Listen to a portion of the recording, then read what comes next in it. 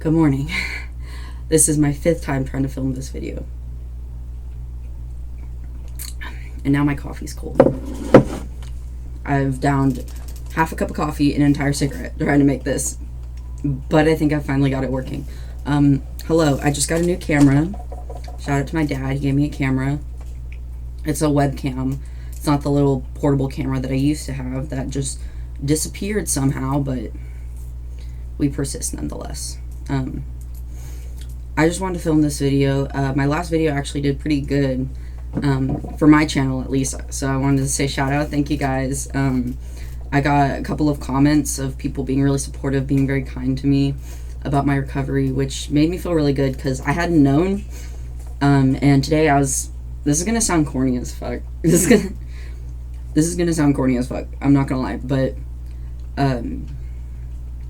today I've been going through it. As you can see, I have a bit of a depression room going on. Very, very charming, very lovely. Actually, let's let a candle make this a little nicer.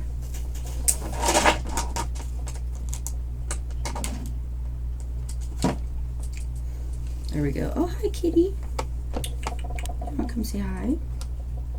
You want to come say hi? This is Nyx.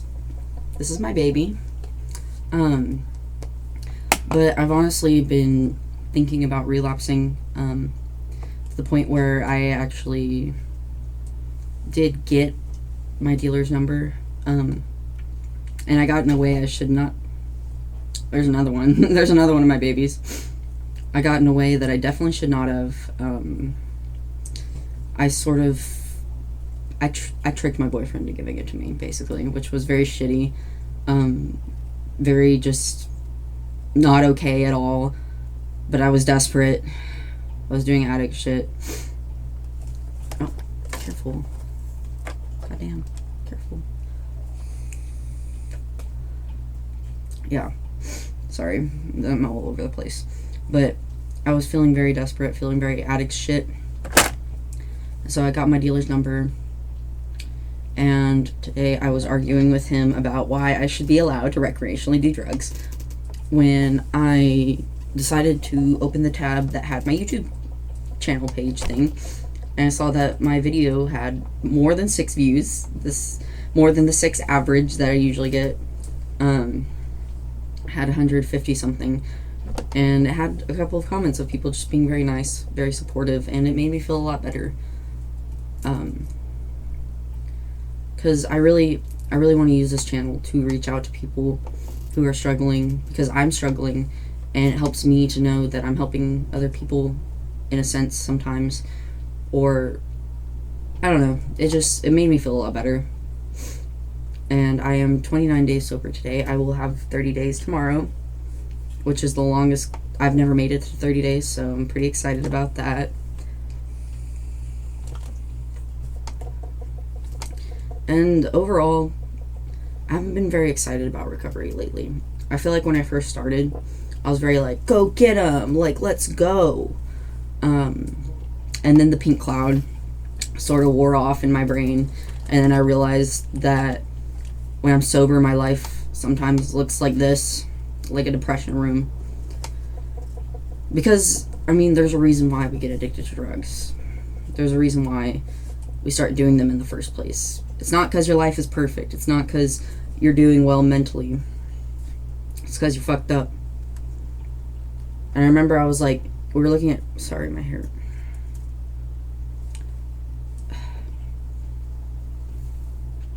My hair looks like shit. We were looking at, we were looking at TikTok. We were looking at TikToks the other day. That took me 5 times to say it.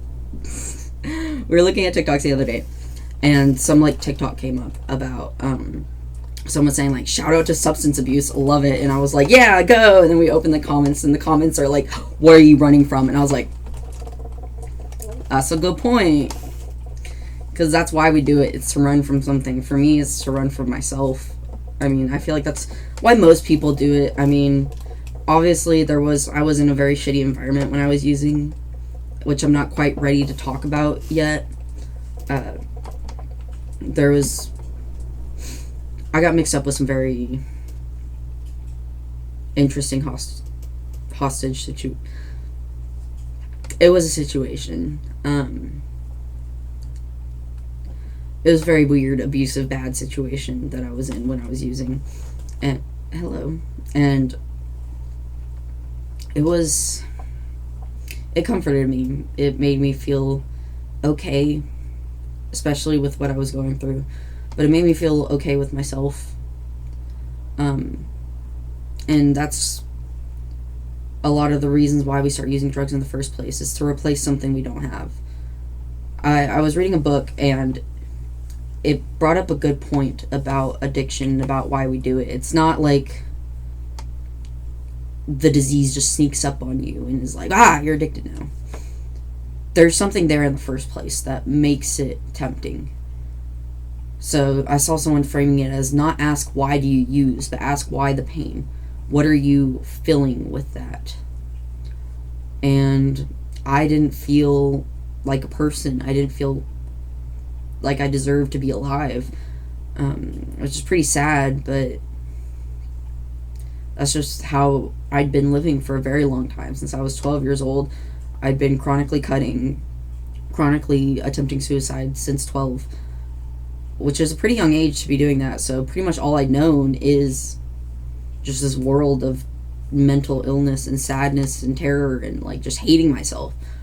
And then I found this thing. There was this one thing, and it made me feel good. I didn't have any pain because I've struggled with some chronic pain. No pain, no depression. I could just be a normal person. I could get up out of bed. I could work. I could clean. I could work and clean. Like, I could do both things in one day. And when I was sober, I was just used to never having the motivation to even get out of bed. Or when I did have the motivation to get out of bed, I was manic and I was fucking going crazy. Welcome to being bipolar.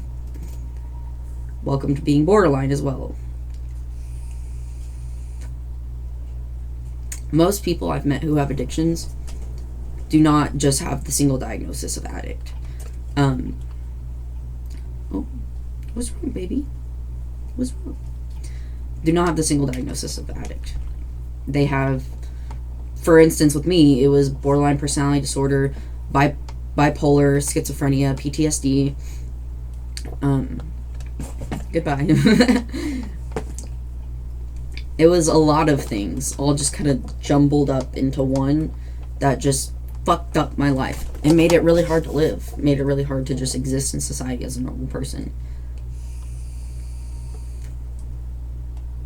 Like, I'm vaping in the middle of just this exposition about like how terrible my life is. And I didn't really have much of a support system. Girl, get off my fucking... I didn't really have much of a support system. Now I do, and that's what's helping keeping me sober. In fact, sometimes it feels like they're working against me to keep me sober, because sometimes I don't want to be sober. But I know I need to be. Whether I like it or not, I need to be.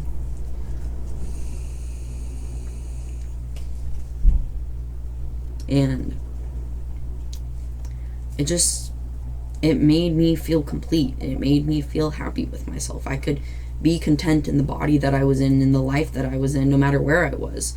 Because it didn't matter if I was lonely, if I was living every day in fear and living in the environment that I was living in. It was all okay, because I had something that made me feel at home, made me feel loved wherever I was.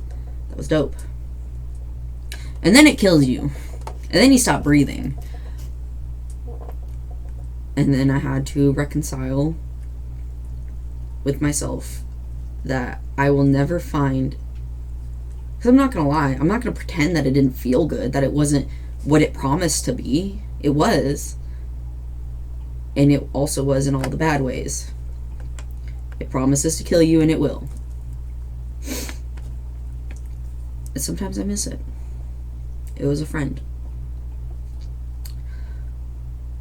But you can only go so long. You can only wake up from so many overdoses.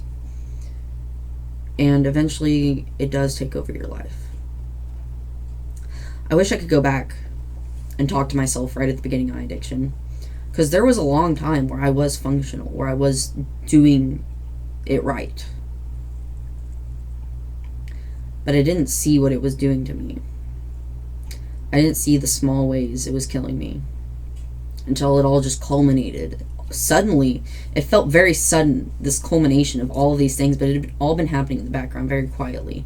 And that's what it does. You cannot use every day and be normal.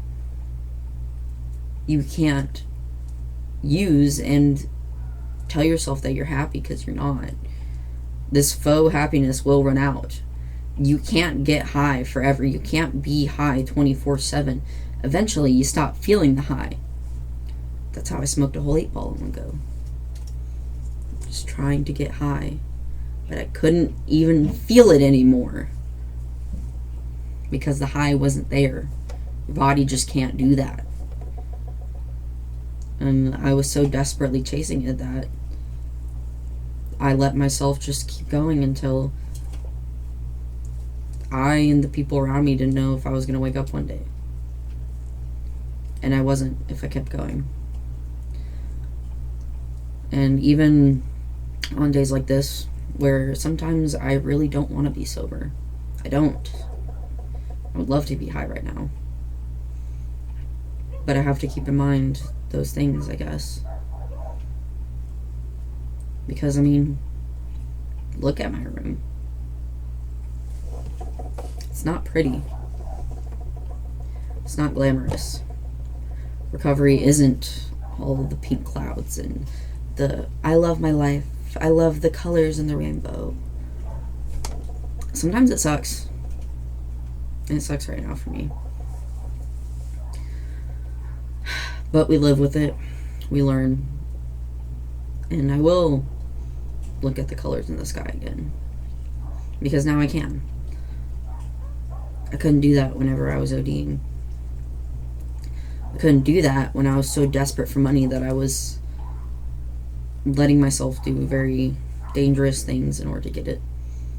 In order to get that high. It's not worth it. It's not worth your life. And who knows? Maybe tomorrow I'll wake up 30 days sober and feel happy with myself. Because I made it. But today I'm just taking it 1 minute at a time, really. Guys, corny as fuck. I'm just trying to manifest some hope for myself and for maybe someone else. So if you're watching this and you are an addict, I love you. I just gotta stick together, you know that. And it'll be okay. And even if you're not an addict, you're going through something, there's a cycle in life. What goes down has to come up at some point. It'll go back down. Then it'll come back up.